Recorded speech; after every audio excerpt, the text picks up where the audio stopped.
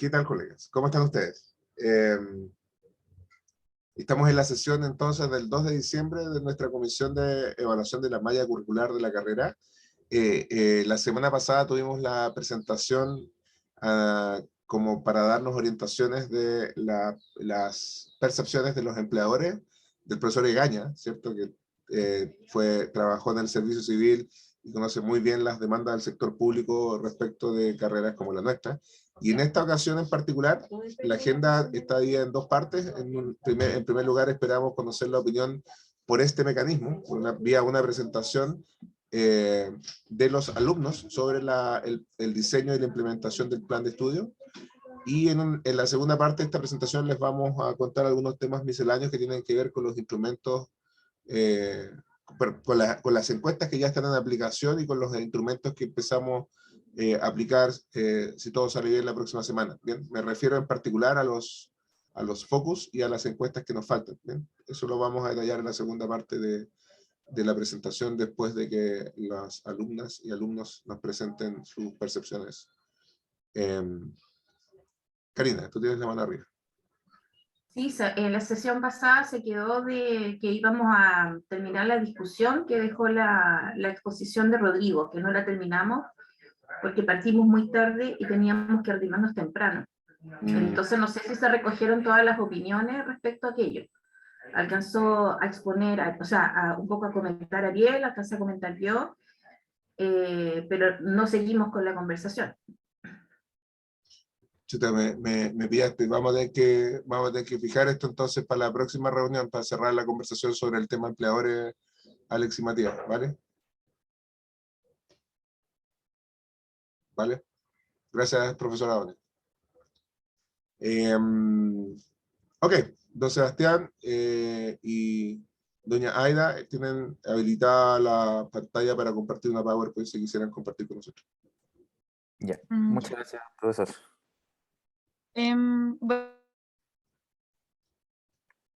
a dar una pequeña presentación sintetizando un poco la percepción estudiantil y las ideas que han surgido en torno a la malla curricular, especialmente en los últimos 3 años.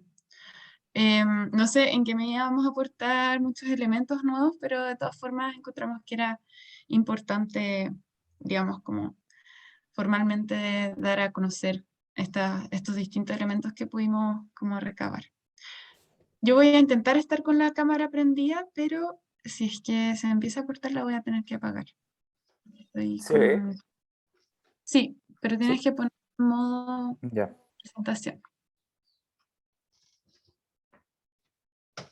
Y la fecha está como mal, que hemos estado, no arreglamos la fecha, pero sí, porque hemos recalendarizado un par de veces esta presentación. Ya.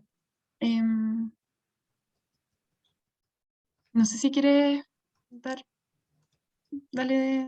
Seba. Bueno, igual para dar una pequeña estructura, no tenemos un índice, pero vamos a hablar un poco sobre las fuentes que tenemos y los puntos medulares, los puntos críticos que pudimos extraer. Vamos a también insertar algunas propuestas con respecto a la implementación respecto a los estudiantes. Y por último también vamos a presentar un par de conclusiones y en los anexos tenemos también algunos gráficos que recortamos de las encuestas, ¿no? Como de las encuestas de los catastros de percepción. Como dice aquí la lámina, las principales fuentes que revisamos para nuestra presentación provienen, de movilizaciones estudiantiles, especialmente de los petitorios que se formulan en cada movilización, ¿no es cierto? Y especialmente revisamos el petitorio de la toma feminista del año 2018, el petitorio del paro por salud mental del año 2019, y el petitorio del paro online que fue este año. realidad. Pero sobre eso nos basamos porque justamente los petitorios se dan a raíz de asambleas, conversaciones y normalmente se formulan en comisiones. Entonces, la verdad es que siempre existe una discusión detrás y también un proceso democrático, ¿no es cierto? Revisamos las encuestas de percepción estudiantil que se han realizado desde los centros de estudiantes, especialmente los últimos 2 años.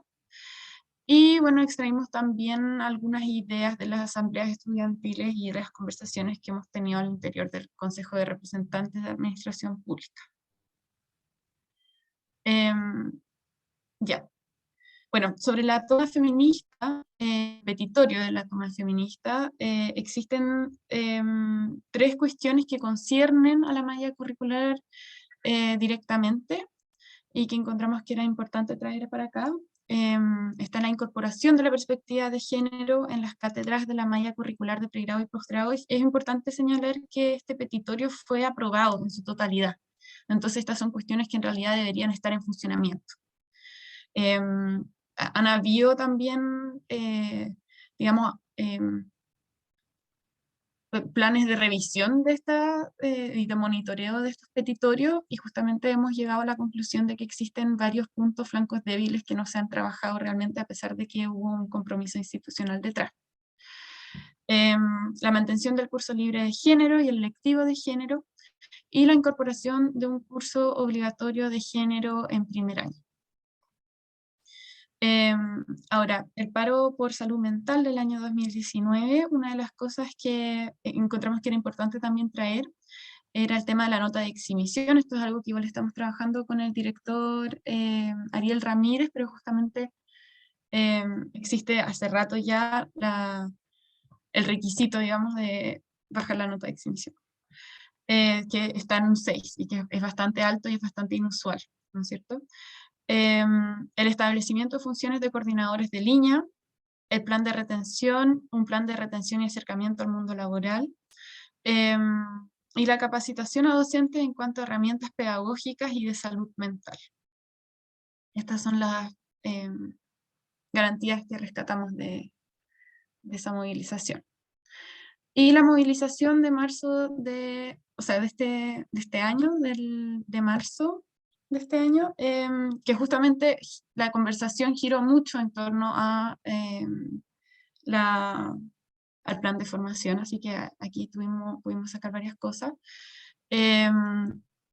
Uno de los puntos críticos, digamos, es el tema de la inflexibilidad curricular, ¿no es cierto?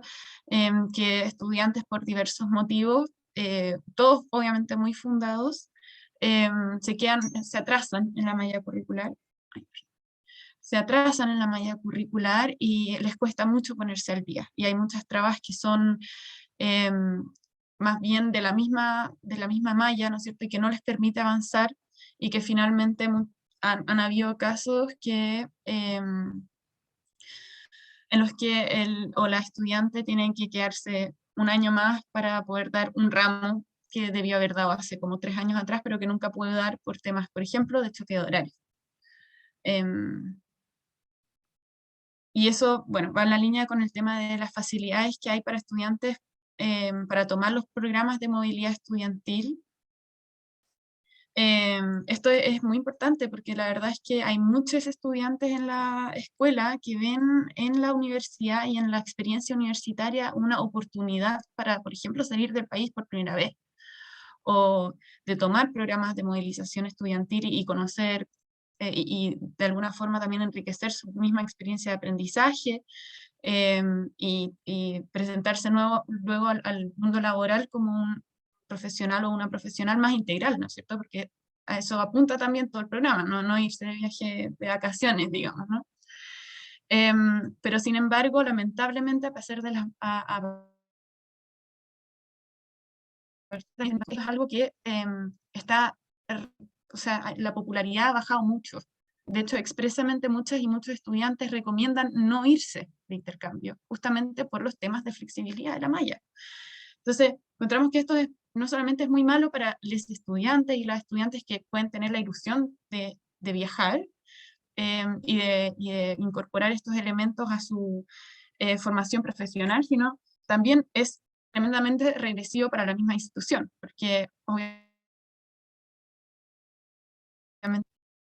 de darse a conocer afuera, ¿no es cierto?, de generar redes con otras instituciones, con otras universidades, etcétera. Entonces, encontramos que esto es súper importante a considerar. Y también el tema de los estudiantes que se incorporan de forma tardía a la carrera. La universidad da muchas facilidades para que los estudiantes puedan incorporarse a la carrera el primer año, o sea, puedan cambiarse de carrera el primer año. ¿Ya? Esto lo hemos planteado también como representantes estudiantiles a dirección, porque justamente si es que la universidad da esta flexibilidad de que, entendiendo de que el tema vocacional puede ser un poco complicado el primer año de universidad todavía, si dan estas flexibilidades de cambiarse de una carrera a otra fácilmente para el segundo semestre, es importante también que nos hagamos cargo de que estos estudiantes puedan, digamos, incorporarse de forma positiva y de forma más fluida y ojalá dar esas facilidades, ¿no? Para que puedan seguir el plan de formación más o menos de forma normal o adecuarse fácilmente. En ese sentido,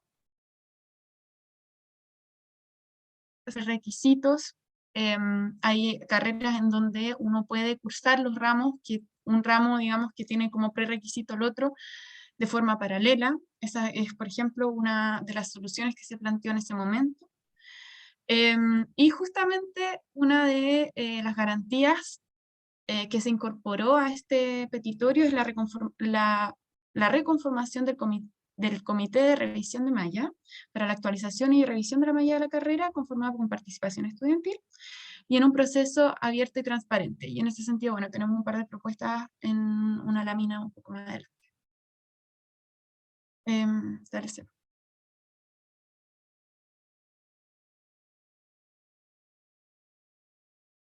Ahora sobre las encuestas y los catastros estudiantiles que revisamos y que, como había mencionado antes, corresponden a los catastros de salud mental. Una de las cuestiones que, digamos, pudimos extraer es que existe esta percepción de que existe una carga académica asignada por sección, o sea, carga académica por sección que es muy desigual a veces, ¿no es cierto?, para los ramos. O que existen ramos que de lleno, o sea, tienen una carga académica que quizás no se condice con el número de créditos que les es asignado. Entonces, lo que justamente encontramos que era importante traer esto para acá porque se condice con algo que ya se ha conversado en este espacio, que es la revisión y el criterio de los créditos en concordancia, digamos, con la dificultad del ramo. Y una de las cosas que también encontramos que era importante rescatar es el tema del aprendizaje en pandemia. No sabemos en qué sentido quizás este espacio se puede hacer cargo de esto, quizás no, pero una de las cosas que han salido mucho es que el aprendizaje no ha estado a la altura, digamos, de lo que uno espera, ¿no es cierto? De un año, o sea, como de un semestre o de un ramo. Hay muchos estudiantes que perciben que el aprendizaje ha sido muy regresivo durante este tiempo. Entonces, no solamente que ha sido malo, sino que ha empeorado estos últimos 2 años. Por temas motivacionales, de repente, no solamente de los estudiantes, sino también de los docentes. Y esto se puede, bueno, hay docencia, por ejemplo, que tienen estudiantes y que, bueno, al final es como un círculo vicioso, ¿no es cierto? Entre menos aprendo, más desmotivado estoy, menos voy a clases y así como que se reproduce ese ciclo. Entonces no sé si eso es algo que se puede contemplar en vista de que no sabemos también si de repente hay ramos que van a seguir cursando quizás de forma online, no sé. Adelante. Ya, ahí me avisan si es que me escuchan bien. Ya. Bueno, y otro de los temas que pudimos rescatar, y aquí modernización, a propósito de las transformaciones que vemos, o de los procesos de transformación que vemos que están sucediendo a nivel país y que nos conciernen efectivamente y de forma directa como carrera y como centro de formación. Y en ese sentido, se ha hablado harto de la necesidad de que nuestra malla curricular también recoja los puntos críticos, ¿no es cierto?, que se están abordando en estas discusiones y estos procesos y que tienen que ver con generar un Estado más inclusivo, un Estado que también considere para la formulación, para el diseño, para el monitoreo de las políticas públicas, los temas ambientales, y sobre todo un Estado que, bueno, que sea, digamos, como que abrace la inclusión desde también una perspectiva interseccional, ¿no es cierto? No solamente la inclusión a las mujeres o solamente a, qué sé yo, a personas de las diversidades sexogenéricas, sino que sea en sí un Estado más inclusivo. También para las personas en situación de discapacidad, ¿no es cierto? Un ejemplo más. Otra de las cuestiones que han salido harto es el reforzamiento de la línea investigativa. A esto me refiero con el tema del manejo del software y el nivel de inglés. Y en general estas son herramientas que sentimos que son súper importantes para nuestro futuro profesional. Y bueno, por último, el tema de la competencia, de nuestra nueva competencia en la Pontificia Universidad Católica, que es algo que ha estado presente en hartas conversaciones dentro del Consejo y en conversaciones de pasillo, entre comillas, también. Y mirando, bueno, la malla de administración pública ya, una de las cosas que encontramos que era importante como de rescatar es un ramo que se da en octavo semestre que se llama transformación digital y que sentimos que es bastante interesante, o sea, es una cuestión que no tenemos en nuestro, que abordamos también en ciertos ramos, como el ramo de evolución, pero que en sí no tenemos como un ramo en particular que trate este tema. Y lo encontramos digamos, una propuesta innovadora. Adelante. Bueno, y como por último, para mí, como propuesta del proceso y en línea también de las garantías que están ¿cómo se llama? En el petitorio. En el petitorio de la movilización de este año, proponemos, bueno, estas tres iniciativas, estos tres elementos que, bueno, preparamos la presentación hace tiempo ya, entonces ya están abordadas igual por esta comisión, pero un focus group por nivel de los estudiantes, una presentación presencial de los informes, ojalá, para mirando hacia el próximo año, y quizás también innovar un poco y abrir cajas de preguntas por Instagram o por otros canales, ¿no es cierto?, que de repente son de fácil acceso para los estudiantes y que también, digamos, están los perfiles, por ejemplo, de Instagram de la escuela o del INAP, que tienen tienen harto alcance en nuestro estamento, entonces pensamos que explorar ese tipo de herramientas también puede ser algo interesante.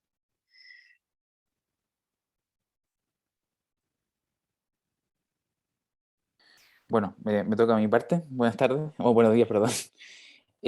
Respecto a las principales conclusiones que nosotros sacamos como dentro del Consejo y principalmente nosotros entre Aiden y yo, vimos que tanto las paralizaciones como los petitorios han de por sí sido un relato que en los últimos 4 años ha sido principalmente sobre tres situaciones. Uno que es la salud mental, en torno a que finalmente el propio plan formativo que presenta la malla curricular no permite tanto una flexibilidad en el sentido de que algunos estudiantes, por un lado, tomen cursos en otros institutos o otras facultades, como también alumnos de otras facultades tomen cursos en nuestro instituto, o bien lo que señalaba ahí en su momento, estudiantes de intercambio que en definitiva no recomiendan la experiencia de irse de intercambio porque en definitiva el proceso de convalidación de ramos es demoroso, y si es que no es demoroso,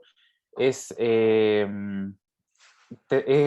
problemático en el sentido de que de alguna otra forma puede suceder, porque esa es como la eventualidad finalmente, puede suceder de que no te convaliden el ramo, entonces está como es una incertidumbre en este caso.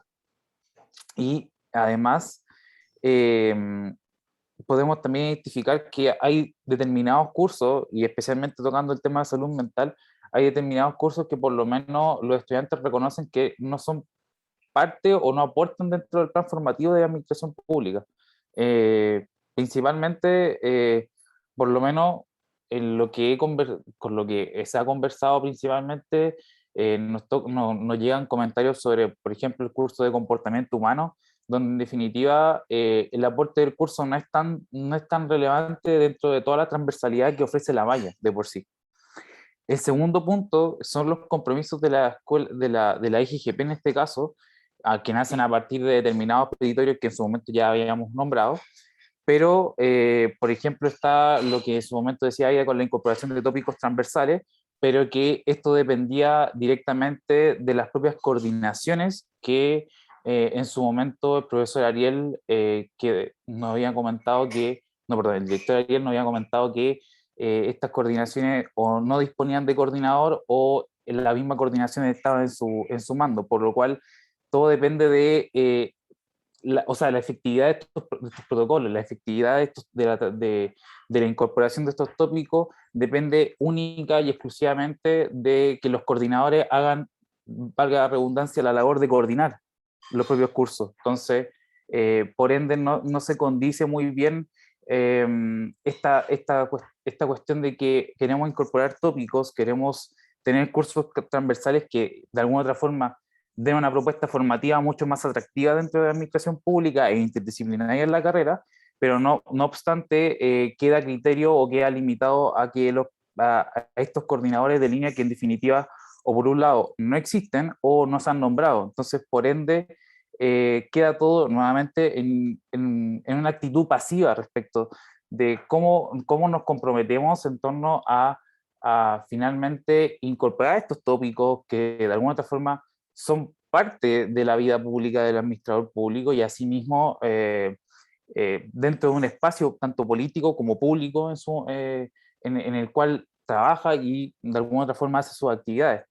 Y un tercer punto son las líneas de investigación y de sus metodologías, en tanto articular este último punto especialmente sobre lo que en su momento el profesor Egaña estuvo elaborando, que era el PDI, que es el, si no me equivoco, el Plan de Desarrollo Institucional, si no me equivoco, que hablaba sobre cómo involucrar o cómo promover una publicación y divulgación de investigaciones, tanto en nivel de posgrado como pregrado, pero poniendo especial énfasis el tema de pregrado, en términos de que la propia escuela debe abrirse en términos extracurriculares, si queremos decirlo así, en la generación de estos mecanismos de divulgación e investigación, lo cual en su momento ya, o sea, hay distintas plataformas que ya por lo menos INAP ha desarrollado en su momento, entre eso está el semillero de investigación.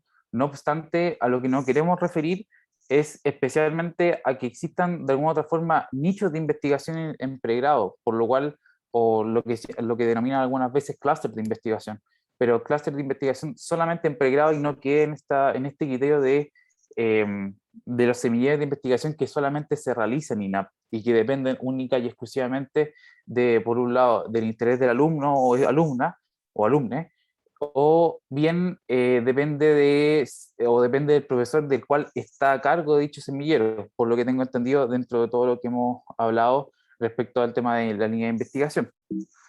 Y por otro lado, podemos identificar dos ejes principales de los cuales de alguna otra forma ya habíamos incorporado por un momento tanto indicadores para la encuesta, porque en su momento se nos preguntó el tema de incorporar determinados indicadores para la encuesta de docentes y estudiantes que ya están incorporados, pero por otro lado hay otras cosas que por lo menos recomendaríamos y que recomendaríamos para incorporar dentro de los informes que se quieren realizar para la presente comisión.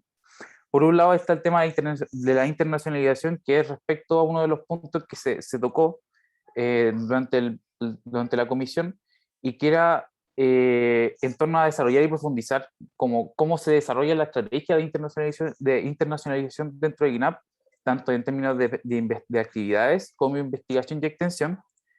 Y en ese sentido queremos incorporar en el informe la cantidad de números de intercambios que se realizan por estudiantes y asimismo cuáles son los mecanismos de ayuda y facilidades que ofrece INAP al respecto, o sea, y si estos son suficientes, o sea, ver en términos de satisfacción por parte de los estudiantes si es que la relación de los intercambios con los mecanismos que ofrece en este caso INAP o la escuela son coherentes en torno a un proceso de internacionalización. En un segundo punto, que sería el informe número 2, que para el informe número 2, que son los compromisos que la escuela y el centro de estudiantes ha realizado de forma histórica en torno a la incorporación de ejes transversales, en este caso los propios tópicos que hemos nombrado anteriormente, para el plan formativo como tal, y donde en ese caso, cómo se condice la encuesta docente y estudiante en términos de que la incorporación de estos tópicos transversales ha conllevado a que de alguna otra forma los profesores de determinados cursos hayan tenido que incorporar tanto la perspectiva de género como un tópico dentro de su curso o así también la incorporación de cursos, o sea, la incorporación de tópicos en una sección entera de un curso, no sé, por ejemplo, lo que sucede en estadística, pero no necesariamente en este caso, pero estoy dando el ejemplo, o sea, como que finalmente se incorpore un tópico y que finalmente al respecto de la incorporación de tópico dependa todo de este coordinador, por lo cual lo que se quiere evaluar dentro de este informe es en definitiva como la existencia en cómo ha sido la efectividad del desarrollo de estos tópicos durante el transcurso del propio curso, en este caso, por parte del profesor o profesora. Y en un tercer punto es que es un indicador que hayamos incorporado dentro de la encuesta de estudiantes, que era sobre la percepción de los cursos, más que nada. Pero eso ya lo habíamos tratado en su momento durante el desarrollo de la encuesta que había elaborado esta propia comisión. Y en un último punto, que es la línea y metodología de investigación, es principalmente revisar la línea de investigación de la carrera, o sea, tanto su efectividad como materialización en la formación, en términos de, por ejemplo, lo que habíamos mencionado como la divulgación y la publicación, y a partir de eso, o sea, ver y revisar exhaustivamente, y especialmente yo recurriría a las encuestas docentes, en este caso, en cómo ha sido de relevante para especialmente los cursos de investigación, el hecho de generar trabajos de investigación tales como papers o policy brief, ya que son dos mecanismos en los cuales de alguna otra forma se divulga de alguna otra forma publicación del conocimiento, en este caso de gobierno o de asuntos públicos, y especialmente poner en énfasis a partir de este punto que lo que posiblemente se puede desarrollar en el focus group, que son preguntas especiales a docentes en torno a esta línea, porque sería complementario a poder revisar la propia efectividad de la generación de publicaciones e investigaciones en sí misma, de que los propios estudiantes están aprendiendo durante el transcurso de su plan formativo. Y por último, ver la satisfacción, que es lo cuantitativo, que es como el tránsito del uso de software, en términos de que, por ejemplo, lo que sucede en que en primer año te pasan el curso de Excel en primer año, y después en segundo ya pasas o transitas en este caso a un curso ya de investigación estadística a través de Stata, pero que más bien la satisfacción por parte del estudiantado en torno al Stata no ha sido del todo satisfactorio, porque finalmente, por lo menos ven a sus otros pares en términos de carrera, no sé, hago el símil con Faxo en este caso, que ellos usan otros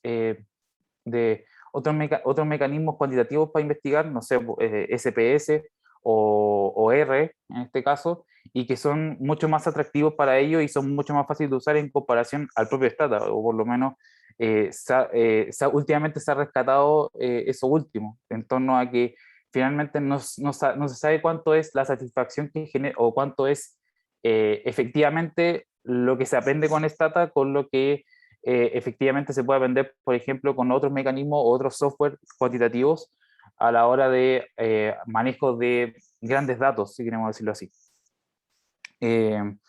Principalmente esas son las dos líneas o dos ejes que por lo menos reconocemos que por parte de esta comisión se deberían tratar como parte de las propuestas estudiantiles. Y ya por último ya serían los anexos para esta presentación, que ya son los puntos en los cuales nos basamos bibliográficamente, por ejemplo el PDI, el petitorio de salud mental, que son documentos que en realidad son documentos públicos y que de alguna otra forma, si que ustedes requieren el acceso a estos documentos, de igualmente van a estar disponibles en el Dropbox, en definitiva. Como pueden ver, ahí hay otra de los gráficos, ideas respecto a las evaluaciones, o sea, principalmente igual considerar que, por ejemplo, una de las cuestiones que ha pasado durante la pandemia especialmente, es que de alguna otra forma el proceso de aprendizaje como tal durante este último semestre no ha sido el más óptimo para todos los estudiantes, así como de percepción, en términos de percepción. Sin embargo, de alguna otra forma, algunos estudiantes sí reconocen que a veces por lo menos efectivamente están aprendiendo, pero esto nos lleva a cuestionarnos y preguntarnos finalmente sobre cómo las metodologías y procesos de aprendizaje, de alguna u otra forma, no sé si es necesariamente para esta comisión, pero sí por lo menos va a ser relevante para el plan formativo, en cómo nos vamos a adaptar al proceso de tanto de como, por ejemplo, de clase online, o sea, finalmente cómo va a cambiar la metodología y método de aprendizaje en términos de clase online a pasar a presencial, lo cual este plan formativo igual podría ponerse como desafío principalmente, ese tránsito, en definitiva, en cómo vamos a pasar de la virtualidad a la presencialidad como tal dentro de unos pocos meses. Entonces, en definitiva, es un desafío por parte de la comisión evaluar y ver, por ejemplo, todas las encuestas que por lo menos el estudiantado ha realizado, en este caso el tema de bienestar, como parte de lo último sucedido durante la pandemia. Eso nomás sería por mi parte, estimada comisión. Muchas gracias, Aida. Muchas gracias, Sebastián. Dejo abierto el micrófono para que los integrantes de la comisión hagan consultas o se pronuncien respecto al contenido de la presentación de los alumnas y alumnos.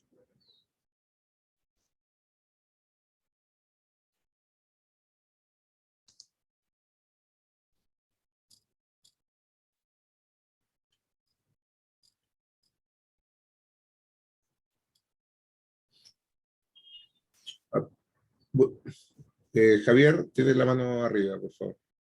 Adelante. Sí, muchas gracias, Aida, Sebastián. Fue una presentación bien detallada y tiene puntos súper interesantes. Tuve bastantes notas sobre el levantamiento que hicieron. Lo primero tiene que ver con su reflexión sobre la cantidad de cursos. Estoy tratando de hacer integraciones sobre las cosas que nosotros hemos ido encontrando junto con Luis y con Paulina en la experiencia comparada, que es una de las principales conclusiones parciales, por cierto, para no adelantarnos, que emergen a partir de la revisión de experiencia comparada. Aparece lo de reflexibilidad también, por cierto. Pero ¿cuál es su reflexión al respecto? Creo que eso, bueno, no voy a hacer ningún consejo. Y lo segundo tiene que ver con, obviamente, algo que atañe a los programas, a los softwares de investigación y a las líneas de investigación. Si pudiesen profundizar un poquito en dos planos. El primero tiene que ver con esta idea que mencionaste, Sebastián, de cómo ustedes quisieran vincularse con los clústeres de investigación, más allá de los semilleros, dijiste, y eso me parece excelente. Y lo segundo tiene que ver con los softwares y programas. Si pudiesen también detallar un poco más cuál es la impresión. Me quedó claro que Stata es difícil de manejar y de alguna manera quisieran pasar hacia otros softwares. Ojalá no SPSS, por favor, pero sí, ojalá u otro. Entonces, me gustaría saber si pudiesen pronunciarse al respecto, por favor.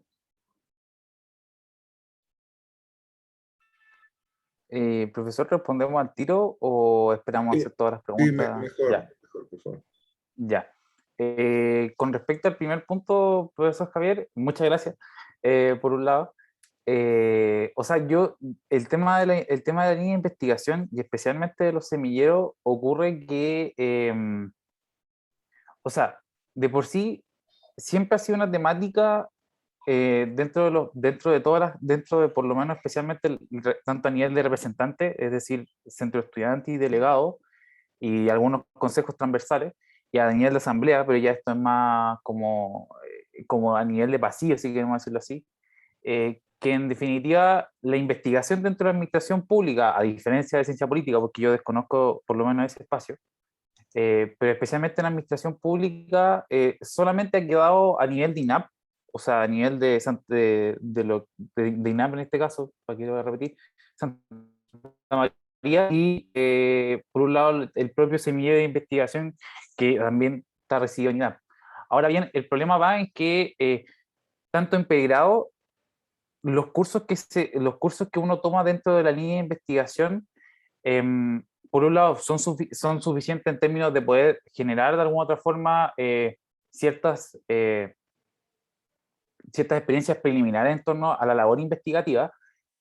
Sin embargo, nunca, o sea, por lo menos dentro de mi experiencia y la experiencia de compañeros, es que nunca ha habido una generación de por sí o un repositorio en este caso también, o inclusive una ponencia, porque en su momento se quiso hacer ponencia respecto a investigaciones que hacían los propios estudiantes de pregrado, sobre cómo hacer un trabajo de, no sé, en torno a una policy brief, en torno a, no sé, los procesos migratorios que ha sufrido Chile en los últimos, no sé, 10 años, por ejemplo. No hay una divulgación no hay una divulgación del conocimiento, no en el término de democratizar el conocimiento, sino más bien hacerlo como una experiencia formal, en el sentido de una ponencia, una publicación, o sea, no estamos hablando de una publicación en una revista, no sé, el Saber, no sé, una publicación en una revista muy reconocida, pero sí por lo menos hacer la experiencia de publicar en una revista. O sea, yo por lo menos me quedo con ese lado de no en el sentido de democratizar el conocimiento, en el sentido de publicarlo, masificarlo, dar acceso a este. Entonces, en ese caso, por un lado, los talleres los semilleros de alguna otra forma complementan esta labor, pero quedan en este ámbito como de separación de dos niveles, como de pregrado y posgrado. Entonces, en ese caso, por lo menos hago esa distinción, o por lo menos yo generalmente hago esa distinción, porque en definitiva como queda la voluntariedad tanto del profesor que está a cargo del semillero, que son distintos clústeres, y por un lado queda también a la voluntariedad del estudiante en torno a cuando uno quiere participar de este semillero.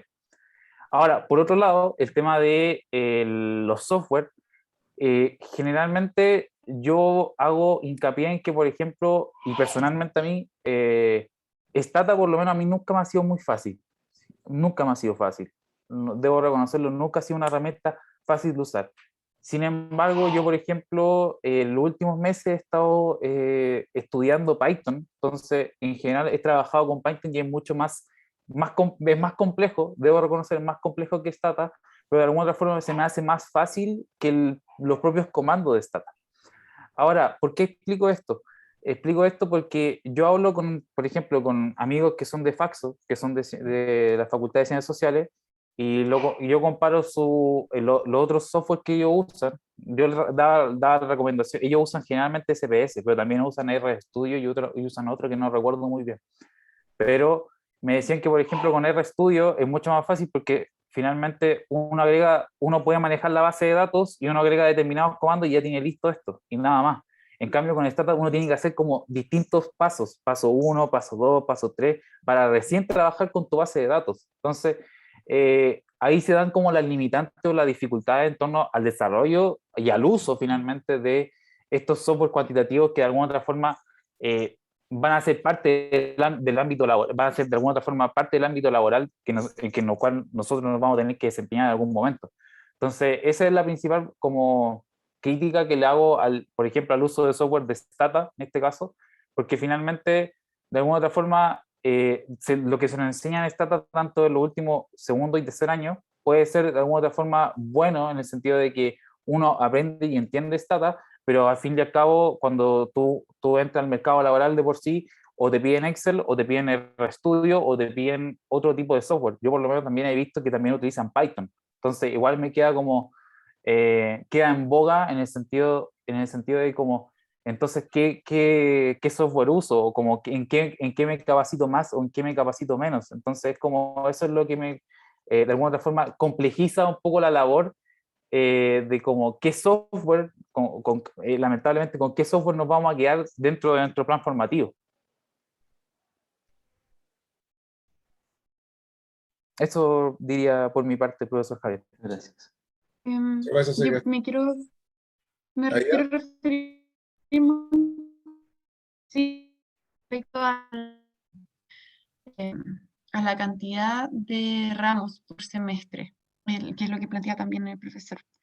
Efectivamente, ha habido el segundo semestre, por ejemplo, del tercer año, la carga académica es muy grande por justamente como la proliferación de ramos, porque hay 7 ramos. Entonces hay varios semestres en que tenemos 7 ramos y también, bueno, nos encontramos cuando revisamos la malla de administración pública, la católica, de que hay 5 ramos por semestre, todos los semestres. Entonces es algo que igual llama la atención, ¿no? O sea, de alguna forma igual 7 ramos es una cantidad es una cantidad no baja en definitiva de ramos, especialmente para semestres que son más cortos como el segundo. Así que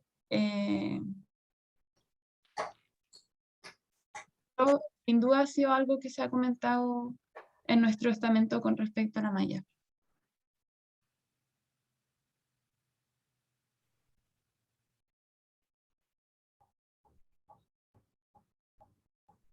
Perfecto. Patricia tenía la mano arriba después de Javier.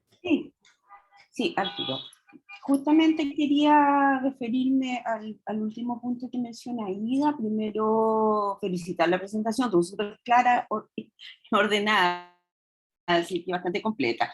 Pero también quería hacer alusión al punto de la cantidad de cursos, desde dos perspectivas. Cuando hablamos de la cantidad de cursos, por una parte, si ustedes han visualizado que se podría prescindir de cursos, si esa prescindencia por una parte tiene que ver como con la necesidad formativa, ¿no es cierto? Eso algo mencionaron. Y lo segundo, si ustedes perciben que hay cursos que tengan como mucha duplicidad y por tanto podría como gestionarse de otra manera y darle mayor racionalidad. Respecto a eso también, ¿no es cierto? Eso en términos de la duplicación o posible duplicación, no implica que no exista. Si ustedes visualizan también como una alternativa, como proyección, la posibilidad de integrar cursos, que digamos, integrándolos tendrían mucho mejor sentido formativo, les serviría mucho más que tenerlos por separado.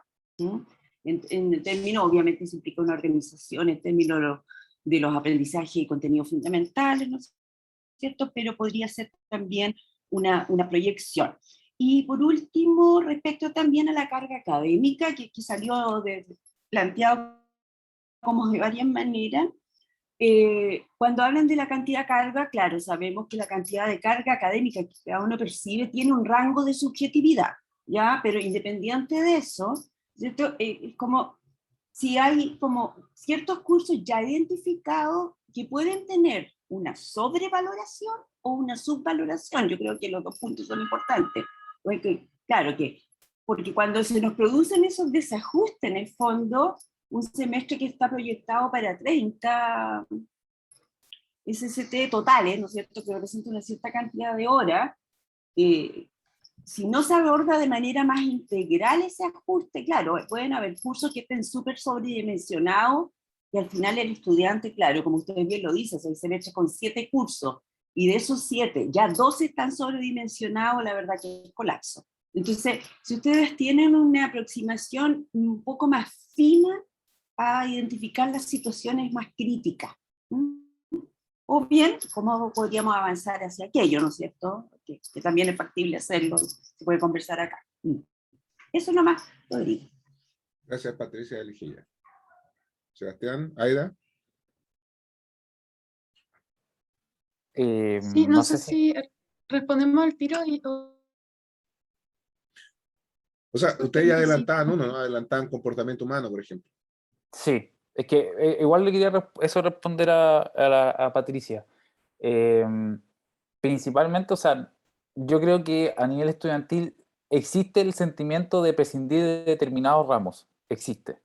Y asimismo existe la necesidad de compactar, si queremos decirlo así, como complementar o compactar determinados ramos para de alguna otra forma que sea más efectivo la labor de los cursos, o sea, en el sentido de que sea más efectivo el hecho de compactarlos. O sea, no sabría como que ahí yo realmente le metiría como qué aspectos, qué puntos, qué cursos críticos serían como esos, ahí les mentiría, pero por ejemplo, en el tema de prescindir de determinados ramos, hay determinados ramos donde usted me menciona que existe esta duplicación digámoslo así, de tópicos, ¿ya?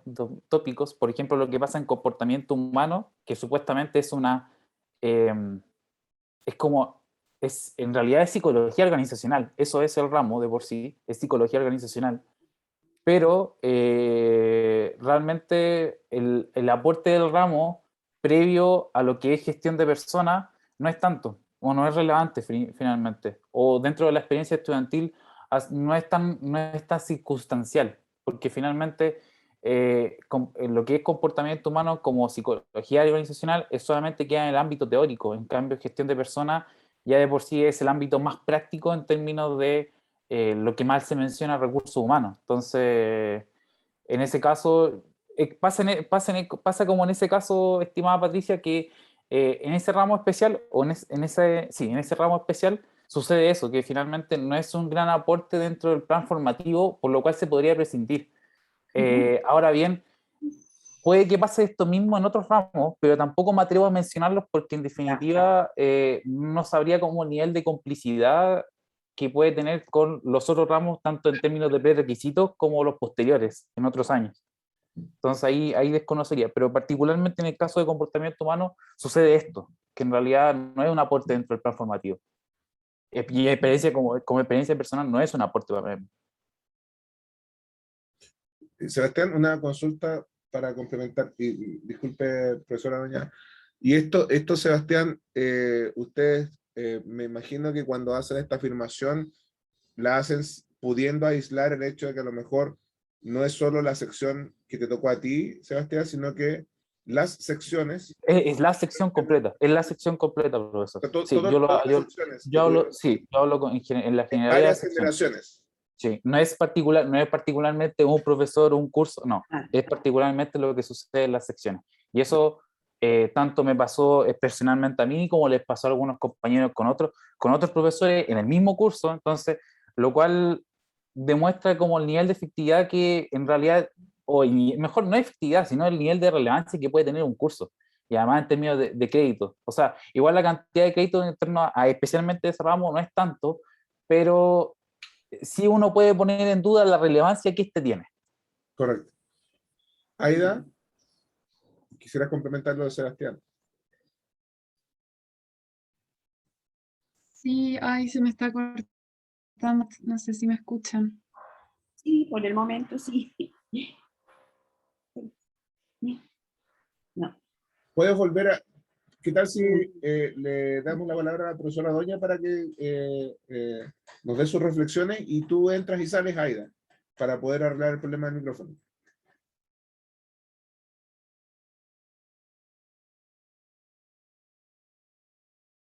Profesora Doña. Hola Rodrigo, perdón, estaba un poco lenta. Un momento, voy a bajar la mano. Bueno, me parece que la presentación de los estudiantes es súper interesante porque finalmente todo lo que hacemos en la escuela en cuanto al proceso formativo, que es distinto a lo que se hace en el INAH, pero lo que se hace en la escuela respecto al proceso formativo tiene que ver con cómo nosotros formamos a los estudiantes y los convertimos de alguna manera o contribuimos a esta conversión en profesionales expertos. Por lo tanto, escuchar la opinión de ellos es súper relevante en este contexto, porque no podemos empujar un carro sin saber cómo esto ocurre en los hechos. Entonces, en principio a mí me gustó mucho la presentación, porque es muy honesta y muy transparente. Pero ciertamente hay subjetividades, ¿no? Hay subjetividades que tienen que ver con la experiencia personal de cada uno de los estudiantes, que tienen que ver con sus propias expectativas, y cómo sus propias expectativas a veces las ponemos en manos de la institución y no es la institución la encargada de satisfacer dichas expectativas.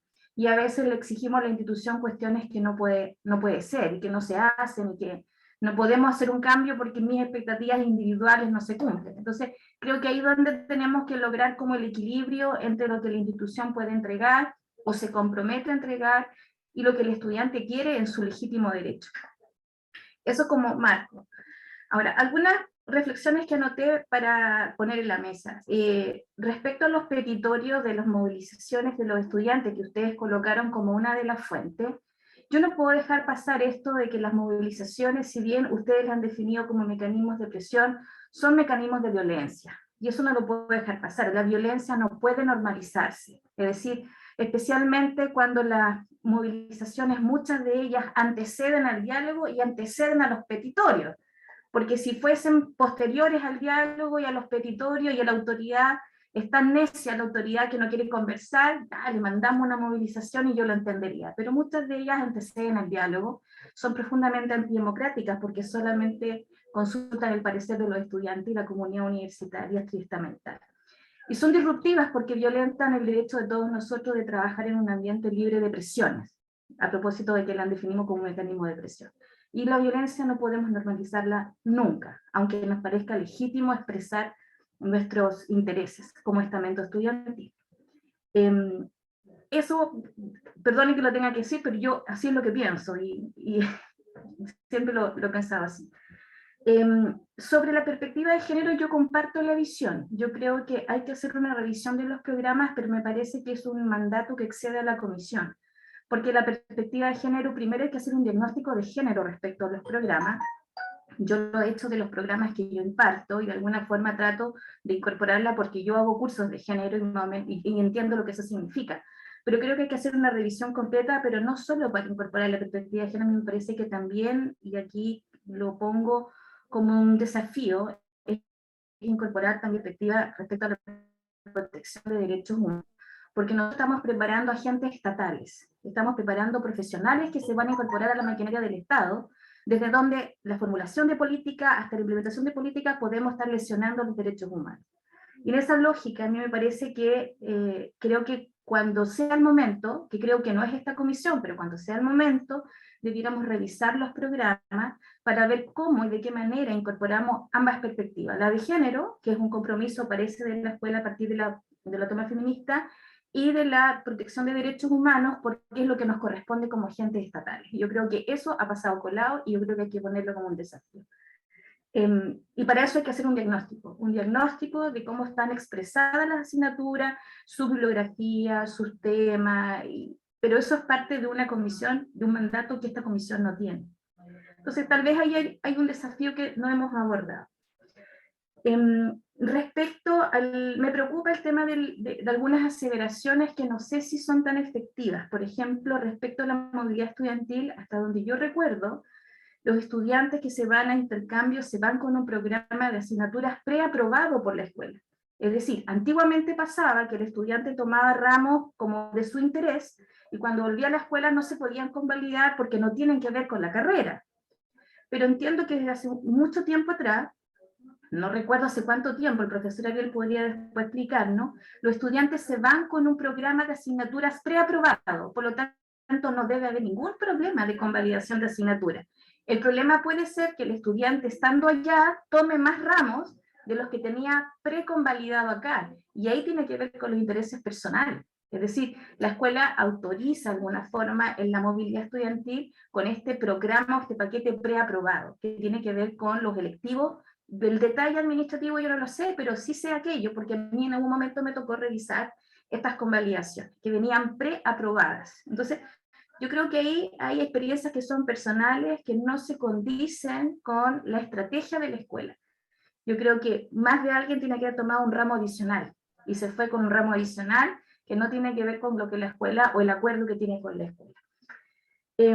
Respecto a estos ramos que no aportan nada, es preocupante, porque todos los ramos aportan, porque todos están construidos para conformar este perfil de egreso. Pero no hay que dejar pasar la percepción del estudiante. Si el estudiante percibe que no aportan es porque hay algo que se está haciendo mal, o sea, no lo niego, pero hay que saber qué es lo que sucede, porque decir que comportamiento humano en las organizaciones no aporta es que no estamos pegando en los pies. Es decir, nosotros nos perfeccionamos en gestión de recursos humanos en el sector público y necesitamos saber cómo funciona la conducta humana al interior de la organización. Entonces, cuando me dices que eso no funciona es porque algo serio está sucediendo. Es una línea importante dentro de nuestra formación, porque muchos de nuestros colegas justamente se desarrollan profesionalmente en la gestión de grupos humanos. Entonces yo creo que ahí hay como que matizar, profesor Rodrigo, este asunto del ramo que aporta y del ramo que no aporta, porque es curioso aquello. Yo creo que el que no aporta en matemáticas 1 y 2, digamos, aporta puros reprobados, pero para mí no aporta nada, pero usted, profesor Rodrigo, es el experto, digamos. Pero claro, pero es mi percepción, ¿te fijas? Pero claro, hay que hacer un estudio de por qué esa percepción, está tan arraigada en un ramo de esas características. Luego está todo el tema de la línea de investigación. Yo creo que nosotros lo dijimos en su momento a los profesores de seminario, nos ha pasado que a pesar de que los alumnos vienen con ramos previos, ¿no es cierto?, no llegan bien preparados, y eso va más allá de los software. Yo no soy especialista en los software, en lo profesional, si necesito un software, contrato al asesor externo, no me voy a hacer problemas, no está ahí, sino que es la habilidad de investigación. Yo creo que ahí está sucediendo algo, Rodrigo, con la línea investigativa que tenemos que abordar, porque finalmente esa línea investigativa surge en la modificación de la malla producto de una petición de los estudiantes, que ellos querían tener más habilidades de investigación. Entonces hay algo que está sucediendo. Del no aprender, bueno, también hay un tema individual, Sebastián, porque el no aprender también pasa por ir a clase, y hoy en día los estudiantes no van a clase, hace rato que no van, nunca aprendieron las cámaras, no participan. Uno puede decir no se motivan, pero la motivación es una actitud, yo quiero aprender, entonces yo lo hago y trato de estar allí. Cuando volvamos a la presencialidad, los alumnos tienen una exigencia de asistencia del 50%, o sea, el alumno podría asistir todos los lunes y nunca los miércoles. Y entonces uno dice, bueno, ¿dónde está la motivación? La motivación yo creo que es personal, es una actitud, tiene que ver con la vocación, no es culpa, no es responsabilidad del entorno, porque a diferencia de los niños de colegio, los estudiantes universitarios podían haber congelado, el niño que está en primero y segundo solo básico tenía que estar ahí nomás y así fue. Por lo tanto, la decisión de continuar online también es una decisión de carácter personal. Yo lo veo en los estudiantes, siento que se desconectaron hace mucho rato, y eso es preocupante. O sea, recojo el guante en términos de que algo pasó entre medio, pero también todos estuvimos en pandemia, y los profesores encendimos las cámaras siempre, y nadie nos ha hecho, ni siquiera nos han dado las gracias a los profesores de habernos cambiado de metodología, de haber aprendido a estar expuestos como youtuber, así en una generación que nosotros no somos buenos para exponernos, estuvimos expuestos estos 2 años, y nadie ha dicho, oye, la universidad siguió adelante porque también los profes pusieron de su compromiso. Pero yo siento que los estudiantes, entendiendo algunas consideraciones personales, creo que también ahí no han asumido su cuota de responsabilidad en el proceso de aprendizaje, porque hubo adaptaciones.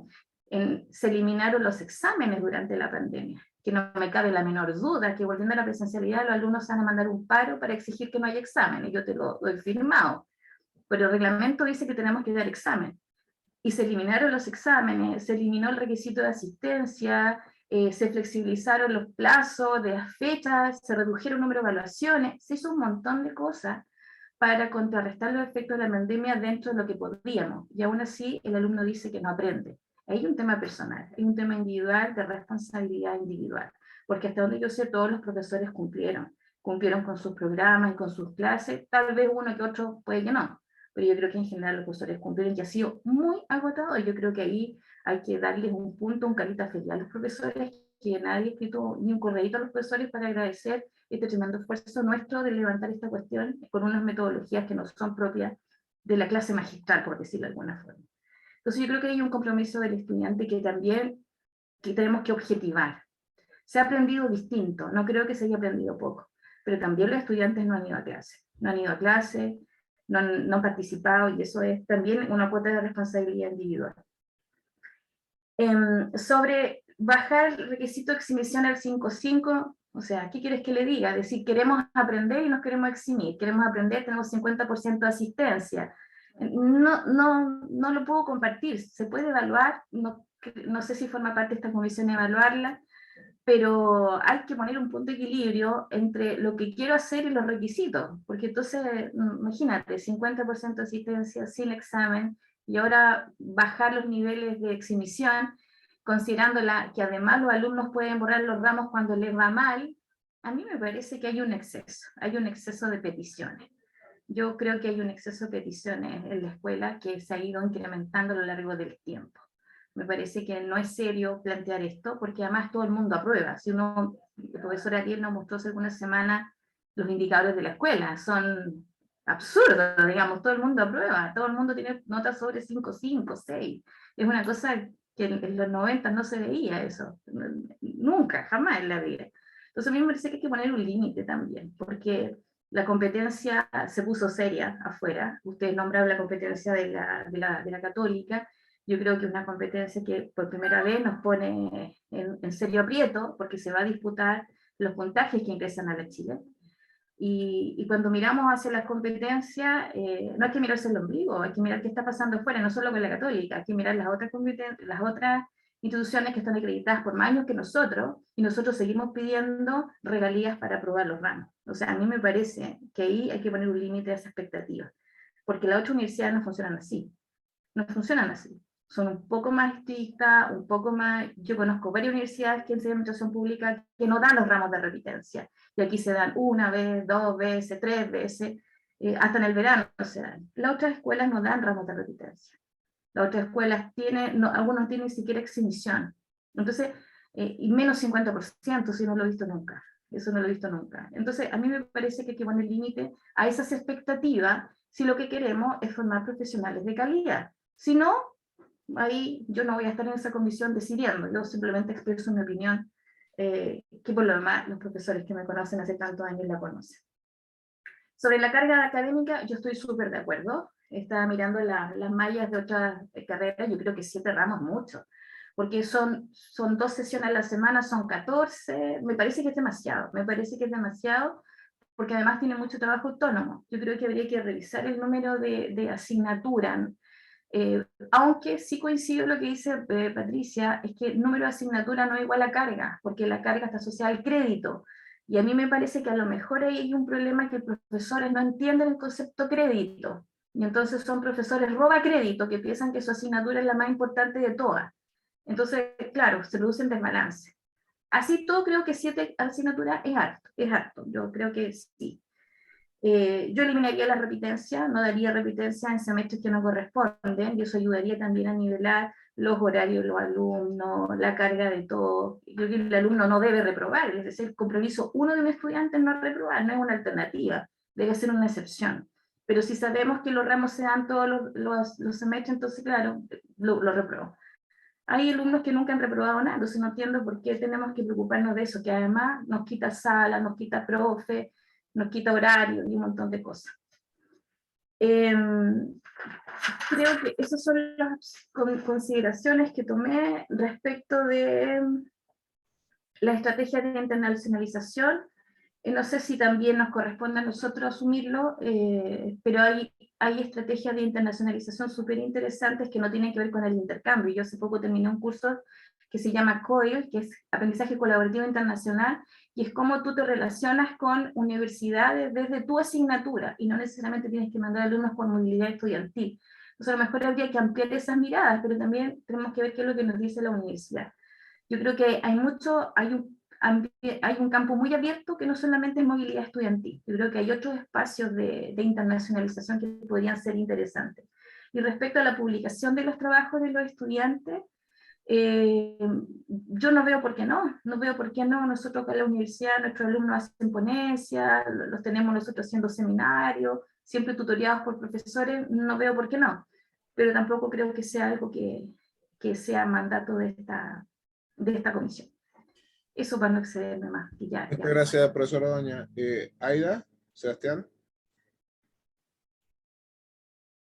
Sí, ay, es que la profe tocó muchos temas, pero sobre todo a mí yo concuerdo mucho con esto de alguna forma catalogar algunos ramos como prescindibles o que no sirven de nada. O sea, yo concuerdo y de hecho doy fe de que ese ramo en particular me está haciendo al parecer muy, muy pegado, pero de comportamiento humano, o sea, lo voy a decir en el lenguaje sin pelos en la lengua.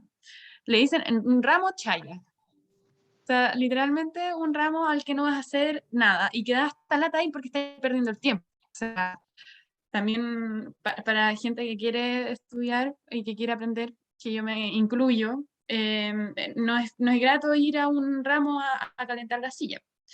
Pero encuentro que es un ramo súper importante. O sea, como decía el compañero, es sociología o es psicología organizacional y es justamente el preámbulo al ramo de recursos humanos, que yo también encuentro que ese ramo hay que revisarlo porque justamente no nos prepara para insertarnos en ambientes laborales cada vez más inclusivos, por ejemplo. O sea, hay un asunto, por ejemplo, voy a dar una experiencia personal, pero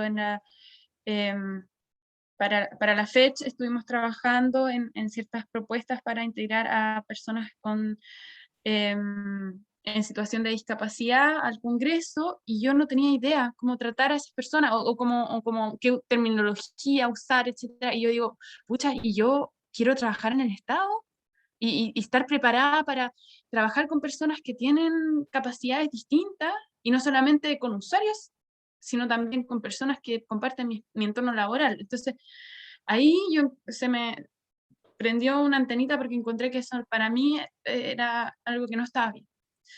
Entonces yo creo que ahí hay que revisar esos ramos también, porque justamente eso encuentro que debería aportarnos a eso, ¿no? El tema de la transversalización de la perspectiva de género encuentro que también es súper importante porque no solamente nos prepara como en términos como teóricos, como profesionales, sino que también permea el aula. Y en ese sentido es importante que las y los profesores también tengan nociones acerca de la perspectiva de género porque seguimos con situaciones en las aulas que no deberían darse en términos de equidad e igualdad de género. Entonces, yo creo que es súper importante para la misma institución también hacer este empuje, ¿no? Y bueno, el tema de la movilidad estudiantil, claro, sí existen ramos preaprobados para irse, pero el tema es que uno después vuelve, hay algunos ramos que no pudiste dar afuera, como, qué sé yo, dan el ejemplo de negociación.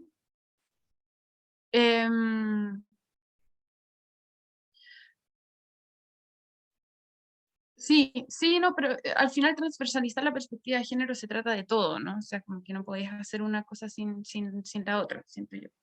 El tema es que, claro, vuelven los estudiantes y tienen el tema de los choques de horario, de que quieren tomar el ramo, pero no pueden y al final tienen que, digamos, como quedarse un año más solamente a cursar negociación y toma de decisión, que también como que no tiene mucho sentido, ¿no? A pesar de que se fueron con este paquete de ramos como preaprobados para tomar afuera y que después se pueden convalidar.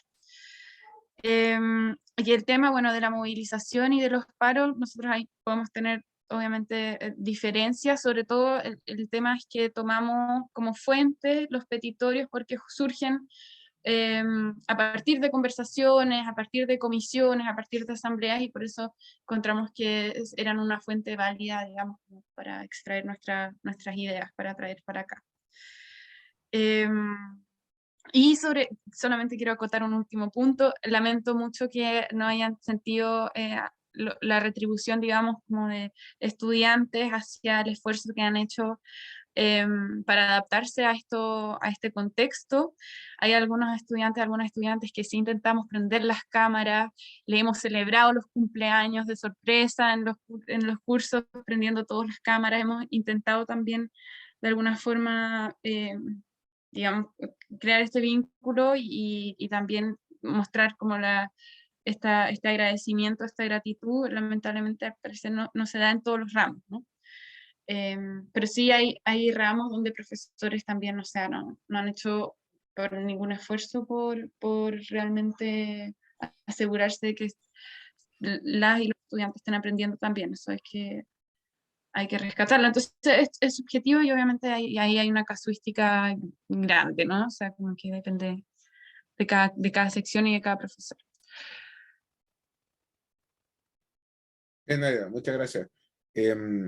Han estado largas las intervenciones, así que les pediría, por favor, al profesor Ramírez si nos podemos concentrar en lo esencial de la reflexión, por favor, para que nos alcance el tiempo de la sesión.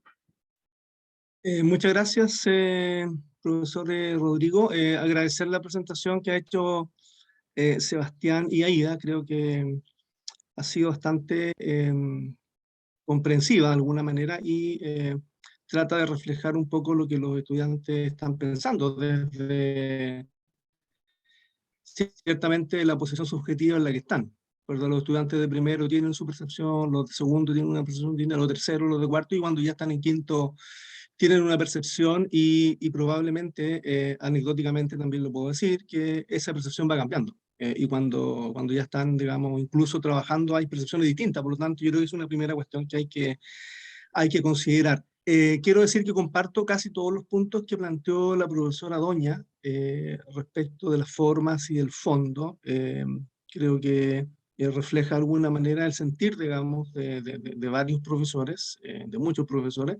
Y también, digamos, lo hemos conversado esto con los estudiantes. Yo creo que lo que ella, no habiendo estado en las reuniones, digamos, que en mi caso me corresponde no como profesor, sino que como director, estos son temas que hemos conversado con los dirigentes. Ustedes lo saben cuál es mi posición, digamos, como director respecto tanto de las paralizaciones y volver a insistirlo. O sea, no puede una paralización preceder, digamos, o anteceder el diálogo o el petitorio. Yo creo que eso claramente hay un problema, digamos, de diálogo, porque lo único que tenemos en la universidad es diálogo. Entonces, y siendo además, expresándolo viniendo de ustedes la expresión, o sea, es una forma de presionar. Bueno, la presión viene cuando otras instancias no han sido, digamos, efectivas en ese sentido. Por lo tanto, aprovecho eso, digamos, y llamarlos a seguir dialogando, digamos, y no anteponer una paralización para ir recién conversar y hacer un petitorio. Creo que eso claramente no es coherente desde el punto de vista de lo que es un diálogo, que además ustedes van a tener que ejercer cuando sean funcionarios públicos. O sea, claramente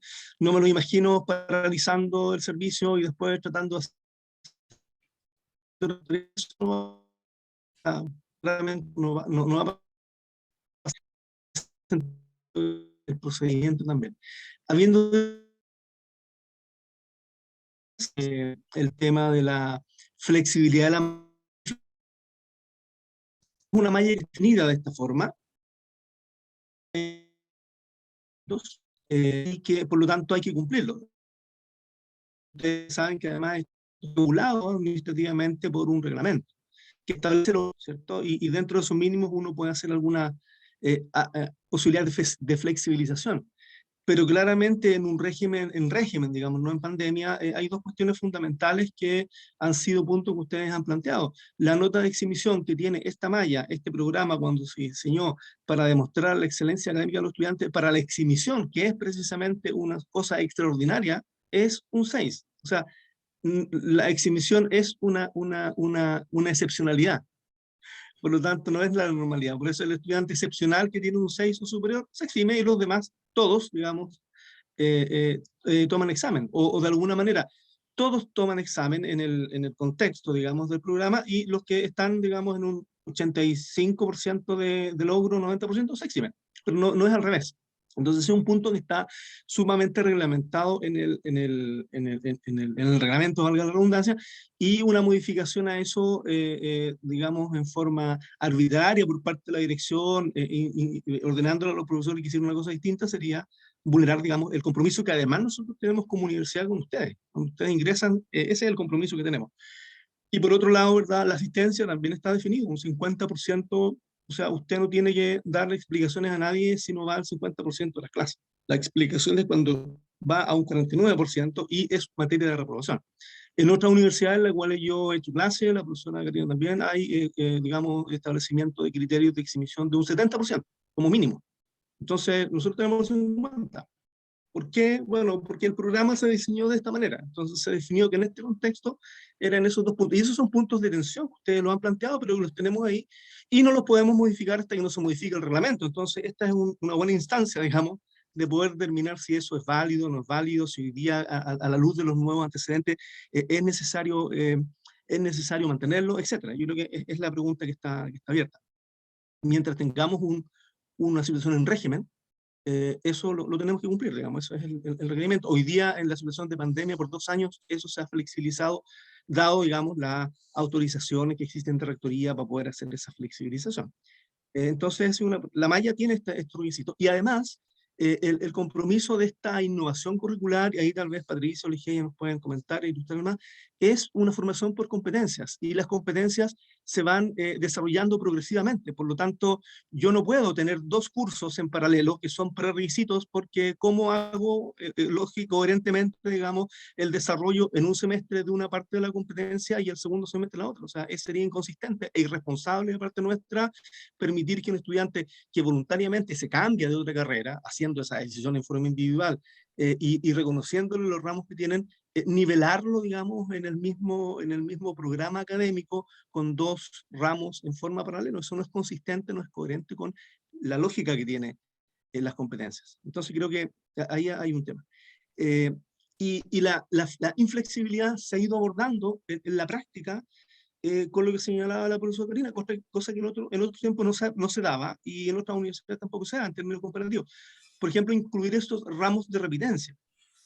O sea, incluir ramos de repitencia es una forma de asignar recursos, ¿verdad?, para flexibilizar una malla que es inflexible, que ni siquiera es inflexible, digamos, en cualquier malla, lo que estudiamos, si tú reprobabas un ramo, tenías que darlo al semestre siguiente si no estaba al año siguiente. O sea, es parte, digamos, del compromiso. Hay un compromiso que tú tienes que tener, una progresión académica está establecida ahí, y si tú repruebas tienes que hacerlo en el momento que corresponda.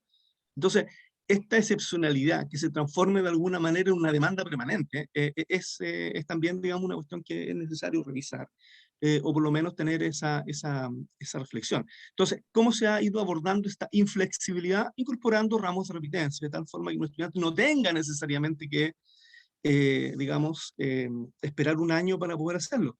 Pero además, la situación que hemos tenido en pandemia es que algunos ramos han desaparecido la necesidad de tener ramos de repitencia, porque ya los alumnos no repiten, todos aprueban en pandemia, y reprueban con excelentes notas. Entonces, algo está pasando si ustedes tienen la sensación de que no están aprendiendo, pero los datos nos indican que no están reprobando, porque tenemos todas estas flexibilidades, y además tienen excelentes notas. Entonces habría que evaluar que a lo mejor el proceso, ¿verdad?, de enseñanza-aprendizaje en pandemia para los ramos es mejor, claramente, que en términos presenciales. O sea, esos son los datos que están ahí. Entonces es una inconsistencia, digamos, decir no estamos aprendiendo cuando la evidencia es totalmente contraria. Las notas han subido, los ramos críticos se han eliminado, y hemos tenido que cerrar ramos de repitencia porque no hay alumnos. Entonces ahí lo dejo, digamos, un tema a reflexionar. Entonces se ha ido incorporando de todas maneras esta flexibilidad cuando no lo tiene. Y también me refiero al otro punto que fue el motivo de la movilización que ustedes realizaron este año, digamos, 2021, que fue sobre un supuesto que yo creo que no es correcto, digamos. El supuesto y lo que está en las declaraciones que ustedes hacen, en los petitorios y las primeras conversaciones, es que en realidad aquí hay una situación de que la escuela no está reconociendo ¿verdad?, el avance curricular que los estudiantes tienen en el extranjero, o ponerlo de otra forma, no se están reconociendo los cursos que los estudiantes hacen cuando van a los programas de intercambio, cosa que no es correcta, porque, como dice la profesora Karina, ustedes cuando van a intercambio, quienes han ido, los estudiantes que han ido, que tampoco es una cantidad relevante, digamos, para la cantidad de alumnos que tiene la carrera, cuando van al intercambio hay un proceso, digamos, de entrevistas, de postulaciones de ustedes, de cursos que ustedes van a realizar en el extranjero. Hay un acuerdo académico que yo personalmente firmo y reviso cada uno de los acuerdos académicos que van a hacer en el extranjero para ver si efectivamente lo que están ustedes considerando corresponde a los ramos que van a convalidar, y ustedes van y hacen ese programa, y cuando vuelven se les reconoce. Y pasa muchas veces que ese acuerdo tiene que cambiarse porque el ramo que ustedes iban a hacer en el extranjero no lo van a dar y se cambia por otro. Entonces, no es correcto decir que no se reconoce el avance curricular en el extranjero. Eso es incorrecto, por poner, digamos, un término suave, digamos. Eso lo clarificamos. Y de hecho, ustedes saben que toda la movilización de este año fue sobre ese argumento que no era correcto. Entonces, levantar, digamos, un tema como ese, que no es correcto, creo que claramente no aporta, porque hay pérdidas, digamos, en todo el proceso. Y hay tensiones que se podrían trabajar de otra manera. Y eso creo que de alguna forma, ¿verdad? El otro argumento de que si tú vas al extranjero pierdes la continuidad, bueno, esa es parte, digamos, de esta malla que está conformada de esta manera. Y es parte de lo que cada estudiante sabe cuando va. O sea, cuando estudiantes van al extranjero saben que a la vuelta probablemente el curso que tienen que realizar no lo van a poder realizar en el extranjero. Negociación y toma de decisiones es un caso que plantea IDA, pero que se ha resuelto porque lo hemos dado todos los semestres. Entonces, en ese caso, digamos, se habría resuelto ese caso particular de ese estudiante que no pudo tomar negociación y toma de decisiones. Hoy día no es el caso.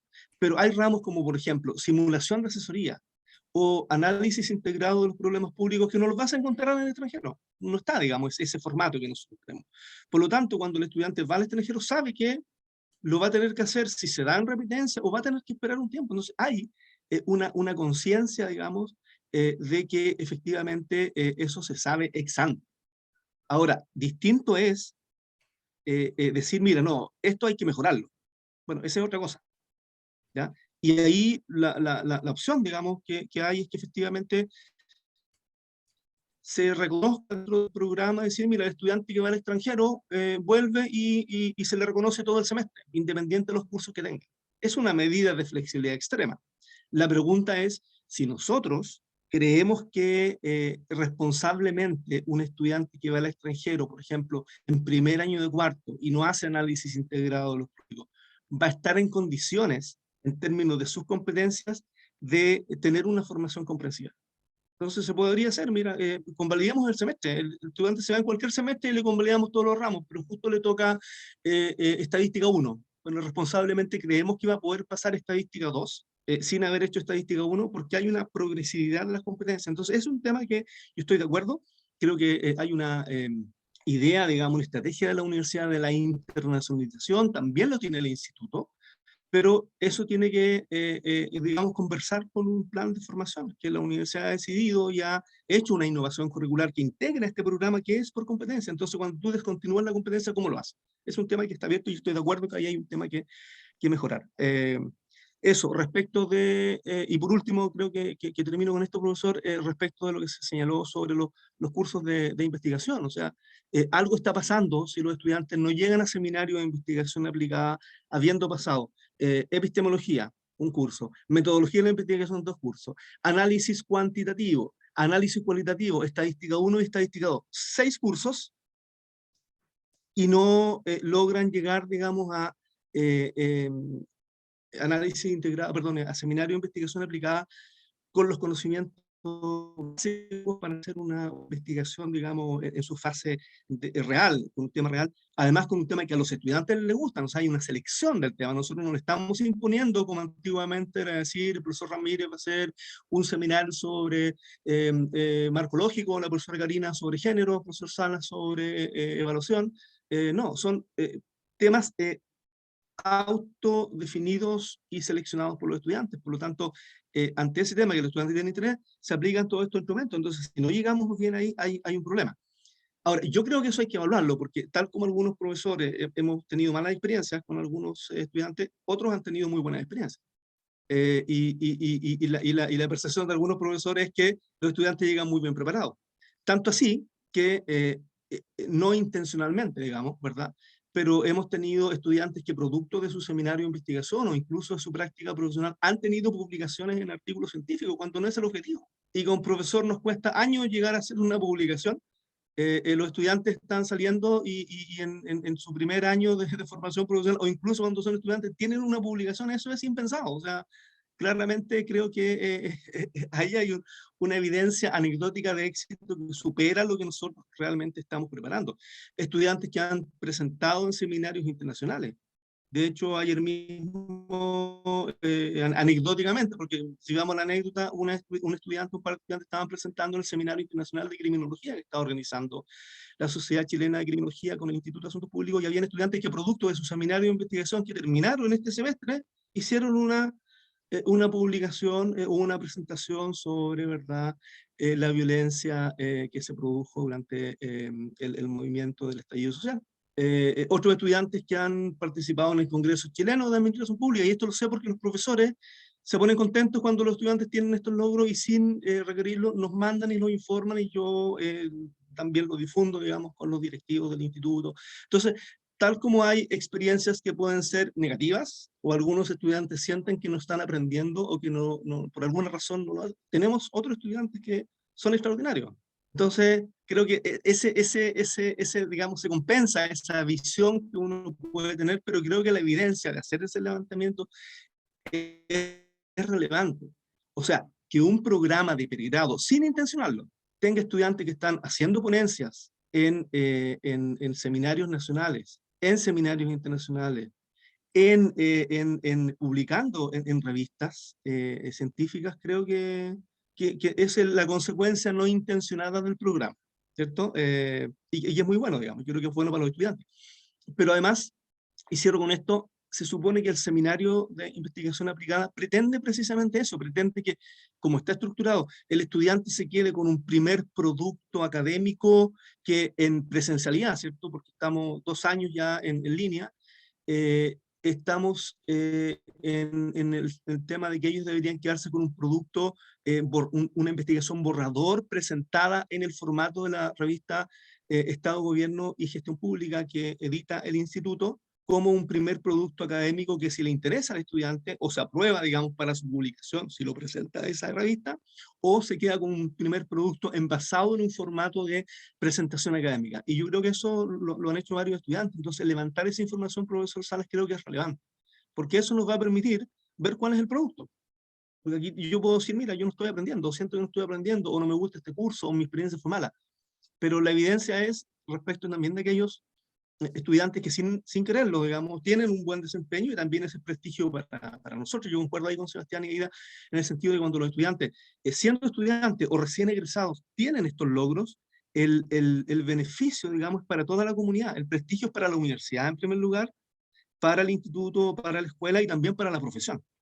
Entonces creo que eso es relevante. Y termino por último, decir que nosotros somos muy malos en la educación remota de emergencia. Creo que este concepto fue bien acuñado, digamos, a fines del primer año. Nosotros no somos buenos haciendo clases en línea. Los dispositivos de enseñanza-aprendizaje no están diseñados para eso. Y parafraseando al profesor Lindblom, yo diría que hemos salido del paso durante 2 años. O sea, yo creo que por eso que es tan relevante volver a la presencialidad. La universidad por 179 años, 179 cumplió ahora, por 177 años fue buena haciendo clases presenciales. Eso es lo que hemos hecho por todos esos años. Somos muy malos haciendo este tipo de clases, entonces creo que todas las falencias que hay acá, claramente no podemos tener el mismo estándar de exigencia a un programa y a una formación y a una expertise para la presencialidad que en este formato en línea. Entonces yo creo que la evaluación de este proceso también tiene que tomar ese contexto. O sea, yo no sé si el programa en línea representa, o sea, salimos del paso, nosotros, distintas unidades académicas, la universidad, el sistema. Lo que sí destaco es, a propósito, digamos, de el curso de comportamiento humano en la organización, es que efectivamente ante situaciones extraordinarias los seres humanos somos capaces de adaptarnos. y la capacidad de adaptación. Si alguien hubiera dicho en noviembre del año 2019 que íbamos a tener que hacer esto, todos los profesores habían reído en nuestra cara diciendo que no era posible y que íbamos a demorar 10 años por lo menos. Bueno, lo tuvimos que hacer en semanas. En semanas, con mucha voluntad de parte de los profesores, digamos, y todo el sistema de apoyo, y también de los estudiantes que, a pesar de la movilización que hicieron, ¿verdad? Reflejaron las preocupaciones, las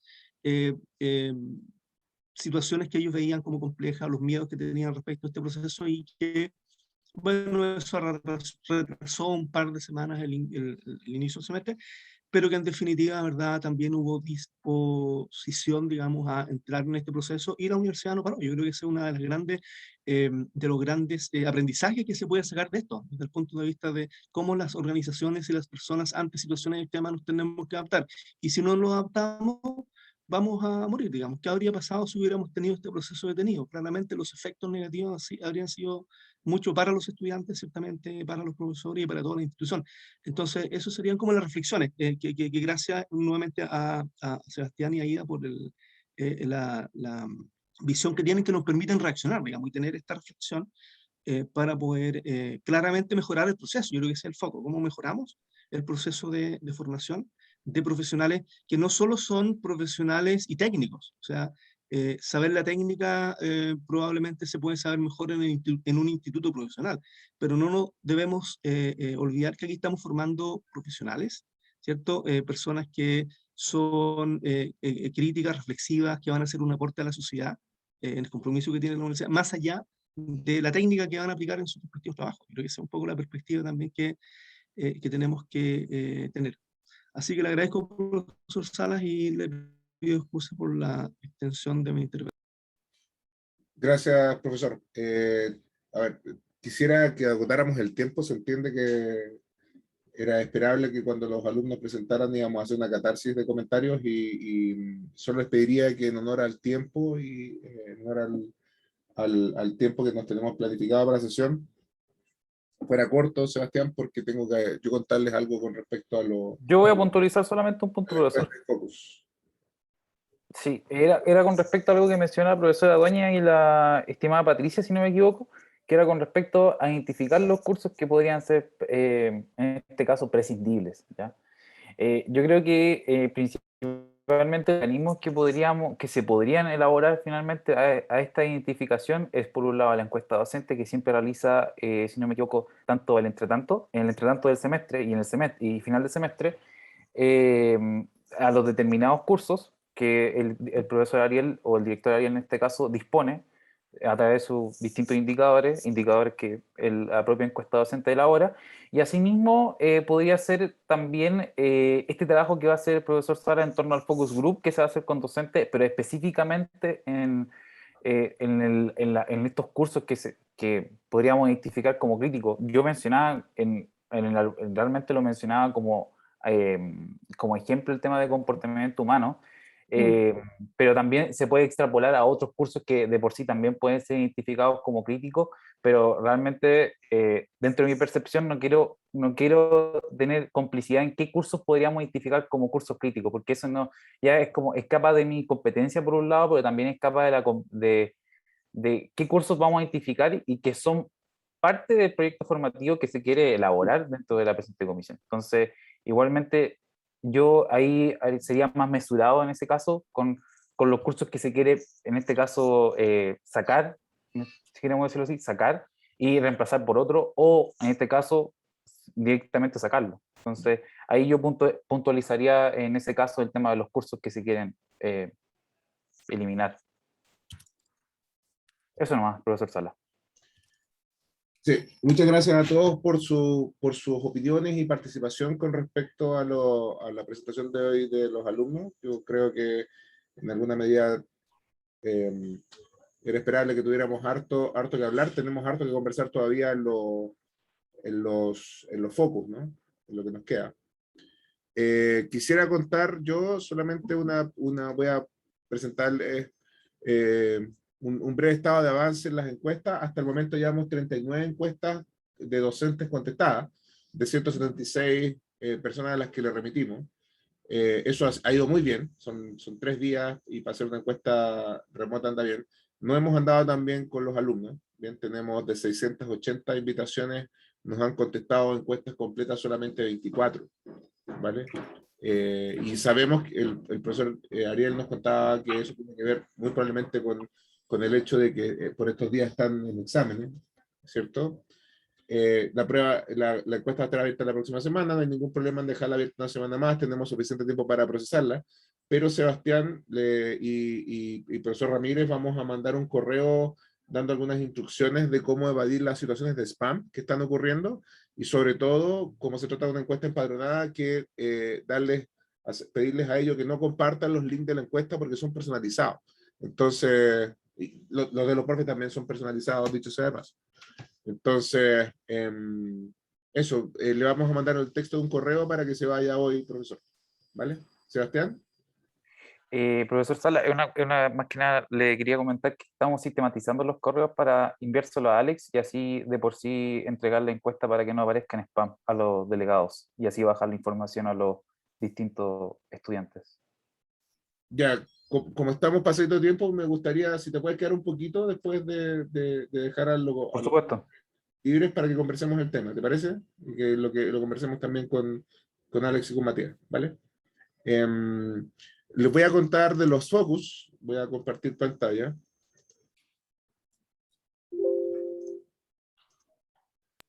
Mientras prepara la pantalla Rodrigo, también agregar que pasa muchas veces, y ahí los estudiantes lo pueden ver, que nosotros tenemos el registro de los estudiantes de acuerdo al correo de cursos, pero muchos usan otro correo de preferencia, que es el Gmail. Entonces ahí se nos produce esa dificultad, y esto pasa cuando nos empiezan a pedir autorización para observar las clases, y en muchos casos llegan de correo Gmail de los estudiantes, no del que está registrado en los cursos, que es el correo oficial que tenemos. Entonces ahí hay una situación que a lo mejor ni siquiera lo están viendo, digamos, porque no usan ese correo. Entonces sería bueno también considerar eso.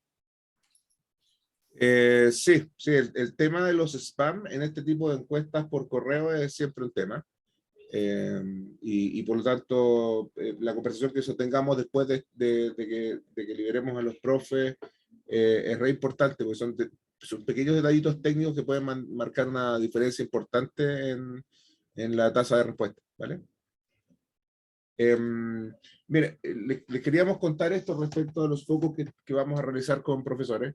El objetivo de los focus group es indagar la percepción y conocimiento de los profesores respecto al diseño e implementación del plan de estudio vigente de la carrera de Administración Pública. Recordar que estos focus groups son un instrumento complementario a otras fuentes de información que de las que estamos recopilando información con profesores, en particular la encuesta, ¿no? Por lo tanto, es un complemento, en este caso un complemento cualitativo de aquellos elementos cuantitativos que estamos relevando en la encuesta. ¿Bien? Hemos tomado nota de los elementos que en su momento dijimos que no quedaban adecuadamente incorporados en la encuesta, y eso lo estamos transformando en el guión, o sea, está transformado en el guión de aplicación para los focus con profesores. Esas dimensiones son las mismas dimensiones de la encuesta: conocimiento y perfección del perfil de ingreso y ámbito de desempeño, competencia y su relación con los cursos que los profesores dictan, la coordinación entre docentes de la línea y con docentes de otros niveles precedentes y posteriores, y la percepción sobre la acción de gestiones docentes, más todo el soporte que brinda la escuela al desarrollo de la carrera. Vamos a realizar 4 focus. Esa es una decisión que tomamos en función del tiempo y en función de la tasa de saturación que esperamos obtener en lo que vayamos recolectando. Y para realizar estos 4 focus hemos fusionado las coordinaciones de línea en 4. ¿Bien? En la primera coordinación estamos metiendo los cuantitativos con la línea de métodos, a pesar de que ahí entra también los cursos cualitativos. Hemos fusionado la línea de economía y finanzas en una indagación, la línea de gobierno y gestión pública con la línea de políticas públicas y la línea de ciencia política con la línea de derecho. Bien. Los invitados se seleccionarán sobre la base de 3 parámetros. En primer lugar, se privilegiará, los profesores con mayor cantidad de líneas que mayor cantidad de veces hayan dictado cursos en cada línea. Esos son los que más conocen y muy probablemente, dada este requisito, aparecerán bastantes profes que tienen experiencia con el plan de formación anterior, que también es algo que nos interesa matizar para estos efectos.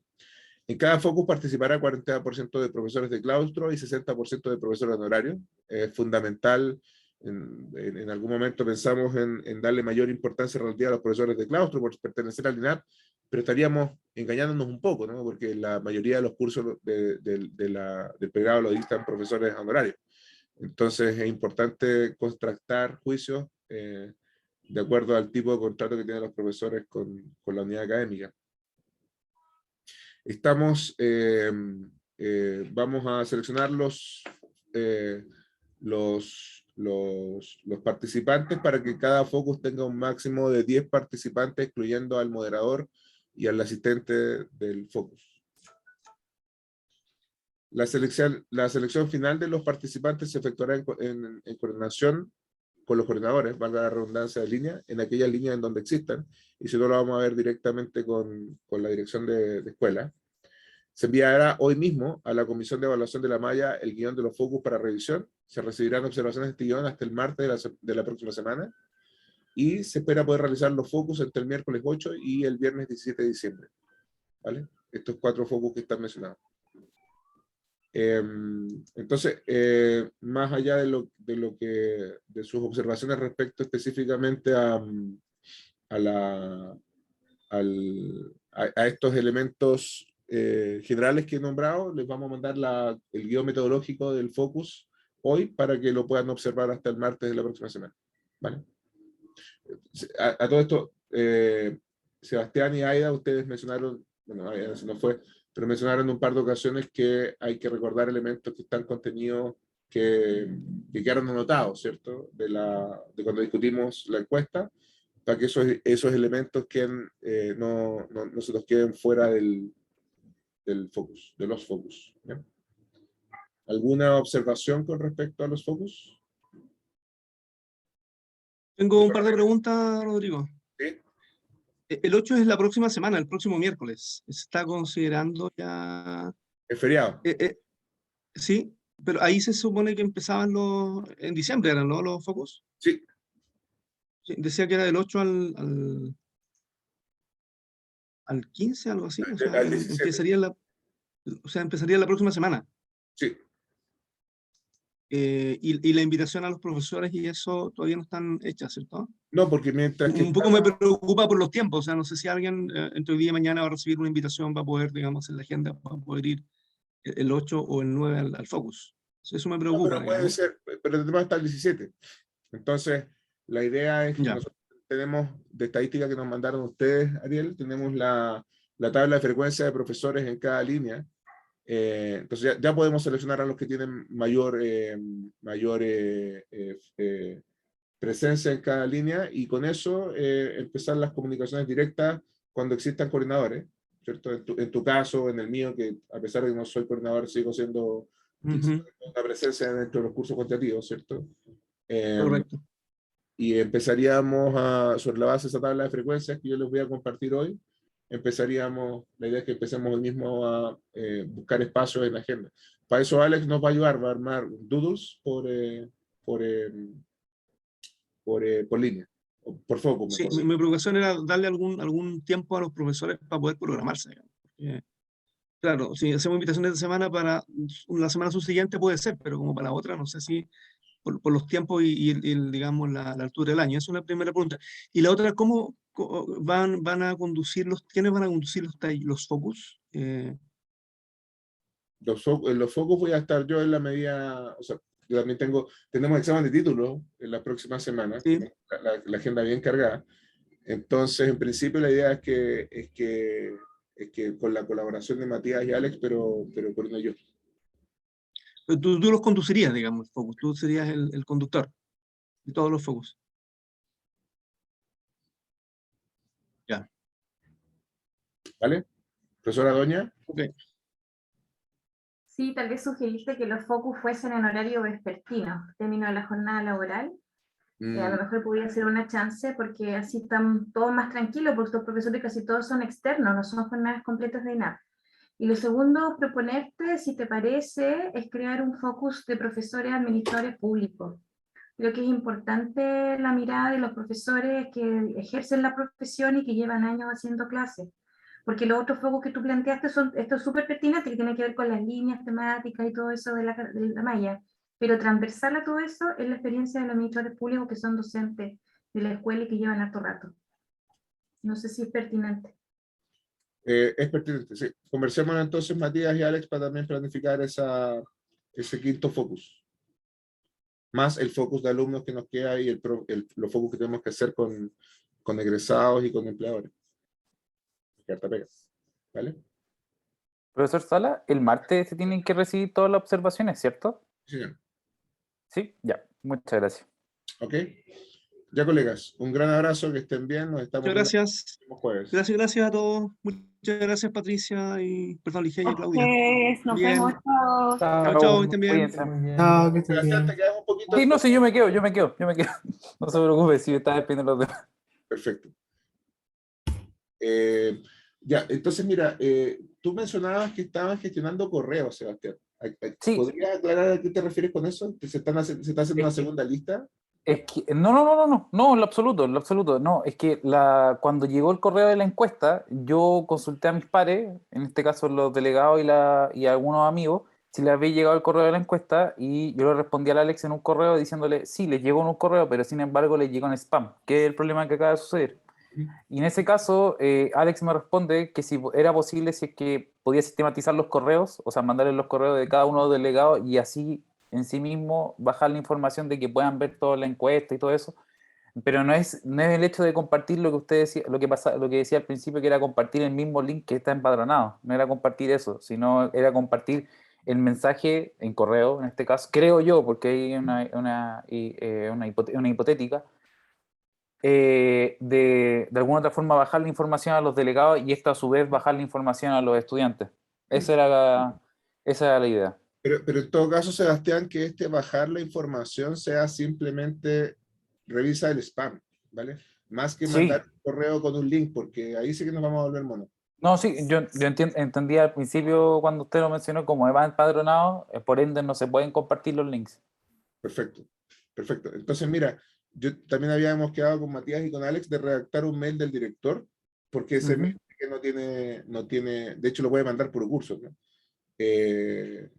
Avisando precisamente esto, que hay algunos que la encuesta está en desarrollo, que por favor revise su carpeta de spam, que no comparta los links. Ese mail lo vamos a dejar mandado hoy. A mí personalmente me llegó el spam, por lo menos. Ya, no, de acuerdo. Si es el precio que uno paga cuando hace encuestas remotas, ¿vale? Ya, pero yo igualmente le quiero mandarle el correo a Alex, es como durante el día, porque hoy día lo estamos gestionando y ya me han llegado algunos, faltan 3. Pero ¿qué correo, Alex? Eso es lo que no entiendo, Sebastián. No, lo que pasa es que yo ayer le pedí a Sebastián si me podía enviar los correos de los delegados de generación de administración pública, para poder yo escribirle a ellos comentando la situación en detalle y así la información se baja, digamos, de forma expedita. Entendí bien. Ya pues, bacán. Ya, colegas, que estén muy bien. cuídese, profesor. Cuídate, Alex. Cuídate, Matías. Chau. Hasta luego, chao.